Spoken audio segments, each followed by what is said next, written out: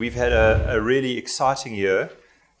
Just by way of introduction, for those of you who are not familiar with Naspers Foundry, as part of President Ramaphosa's investment drive last year, Naspers made a commitment to South Africa of 4.6 billion rand, which we would invest in South Africa.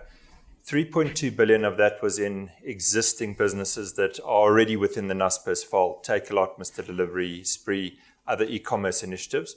But 1.4 billion rand, or about $100 million, was earmarked purely for investment in new enterprises. And that is Naspers Foundry. And so a year ago, I was given the brief, go and invest in South African businesses and South African entrepreneurs who are making a difference to people in South Africa. And it's been a fantastically encouraging and positive year. We've been inundated with proposals and with requests for funding. The one deal that we have closed is in Sweep South, which is a business which provides domestic workers with the ability to choose somebody on an app, get them to clean your house. And for example, that has provided jobs for 15,000 people. And it provides a whole range of benefits as well that you wouldn't normally expect as a domestic worker. For example, you get free life insurance, you get a whole lot of banking products bundled free. So that's a very positive story. But we've got a number of other investments in the pipeline, some very close to closing. We'd hope to announce some before the end of the year. Doesn't look like that's going to happen with our 16th of December shutdown in South Africa.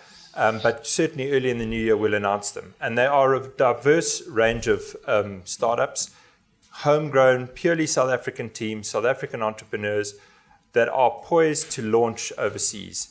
And that's really what's been very encouraging for us as well. These entrepreneurs are not looking to build a solution that can do some good in South Africa. They really want to take on the world, and they're actually going to do it. We've got one which is, I can't divulge obviously the ones that are not yet closed, but relies heavily on AI.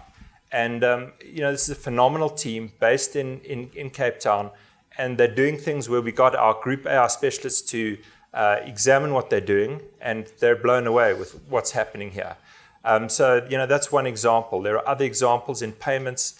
There are examples in financial services. And I think, this is really a testament to the kind of entrepreneurial spirit of South Africans, but of entrepreneurs more generally. Despite the macroeconomic environment, despite, potential gloom and general negative outlook, people want to solve problems, and they want to solve problems that consumers want to, consumers will pay for.